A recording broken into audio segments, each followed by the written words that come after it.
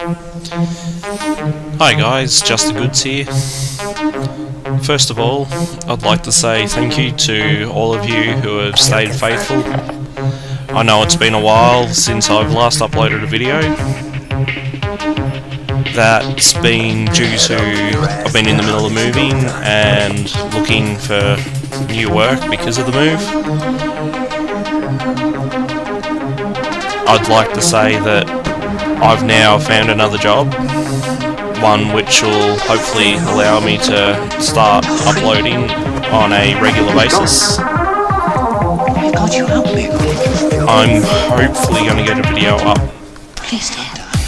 My goal is every weekend from now on, well, once a week. Secondly, the main reason I haven't uploaded videos in quite a while is because during the move, my hard drive, which I'd saved all my captured game footage on and all my chat recordings, got corrupted, and I stupidly hadn't backed up anything, so basically I'm starting from scratch again. The next thing I'd like to talk about is I really don't know what I'm going to do with this channel. Any suggestions would be great, but I'm still sort of playing with the idea of what I'm going to do exactly, but it will be gameplay orientated. Possibly thinking about doing a booster hunter series where we name and shame serial boosters. If anyone thinks that's a good idea, or if you think it's a terrible idea, comment on the video below. I'm open to suggestions. Possibly, maybe even doing video game reviews. I've got a lot of games that maybe you guys might find it interesting what I think and don't think of different games. If anyone has any other ideas, I'm more than open to suggestions, so feel free to comment in the video below.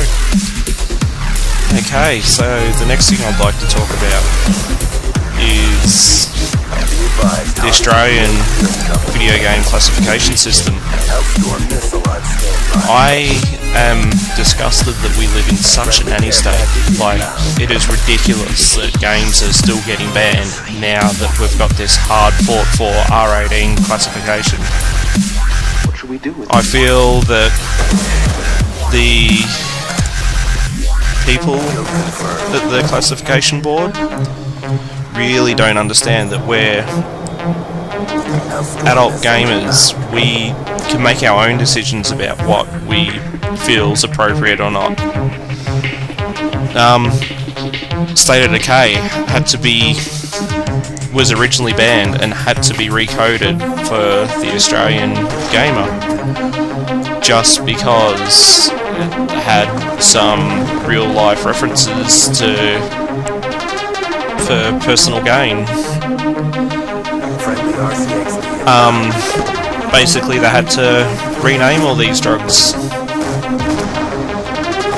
So you have make-believe drugs that do exactly the same thing as what the original drugs did, but they've just got a different name. The other one that's been in the news a lot lately is Saints Row 4. No one buys a Saints Row game and doesn't expect over-the-top. It's basically you don't buy a Saints Row game to take it seriously. It's a bit of fun.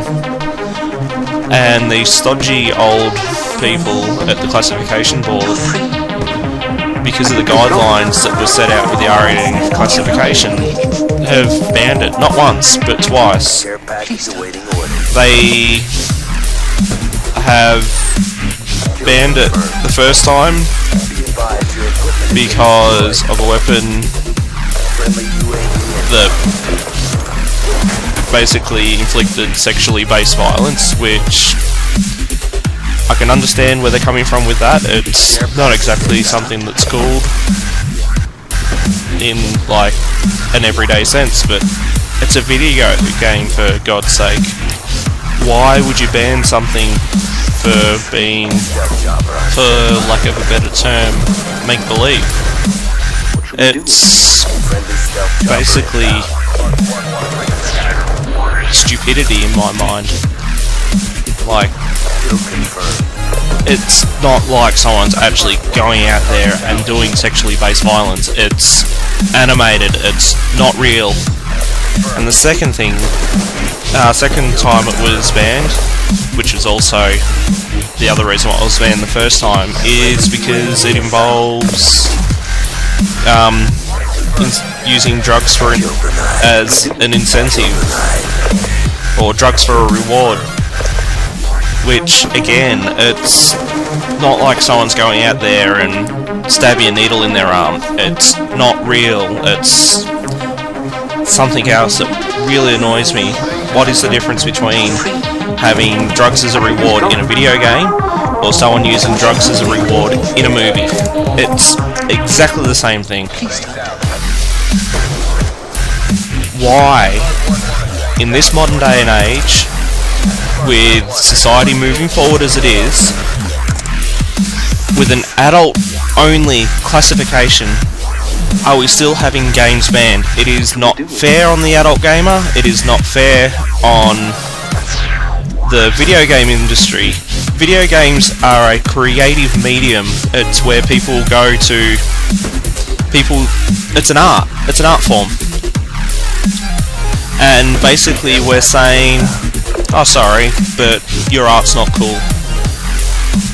Look, I know a lot of you will probably disagree with me in the fact that, like, especially, I know Saints Row 4, Saints Row series in general, is not an overly popular game with a lot of people.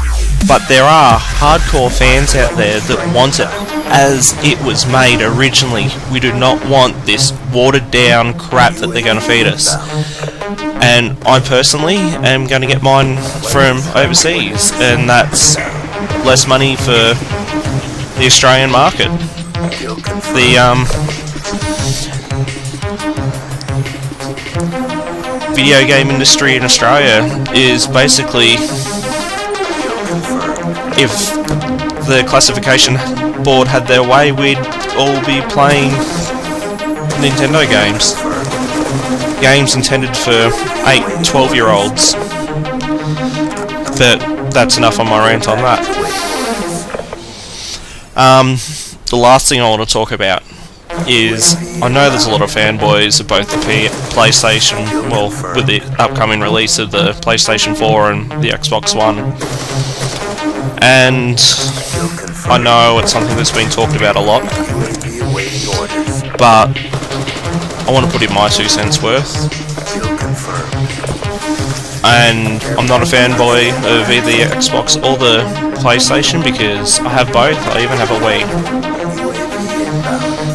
But basically, because the uneducated people on the internet had a whinge and moan about the Xbox One, and with its always online, which isn't always online, it's a once a day check-in. You can do that 2 seconds using a hotspot on your phone. Doesn't use any data, you don't have to always be online, it's just basically to help ensure that the game industry stays strong. And I know that a lot of you are probably not going to be happy with what I have to say, but because of that and the backflip of the DRM policy, we are no longer going to be able to download cheap games on the Xbox. I know with PlayStation, with the PS3, with PlayStation Plus, that you get 8 free games a month or something like that. And I know with Xbox Live Gold at the moment you get 2 free games a month. But with the DRM policy and the fact that you could share it with, you buy a game and you can share it with between 10 friends, you could all be playing at the same time, and you didn't have to have the disc in your console. Now that's not going to happen.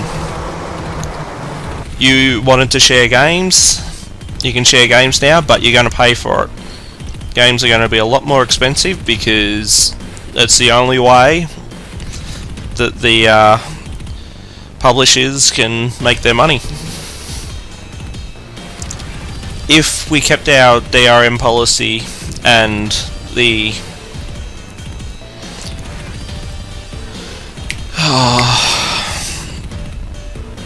always online capability, we could have had cheap games.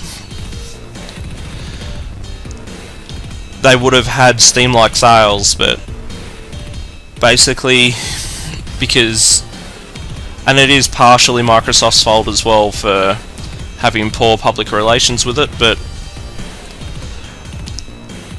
because everyone whinged and didn't actually listen to what they had to say before it was all said, we've lost out. But yeah, that's enough for one day.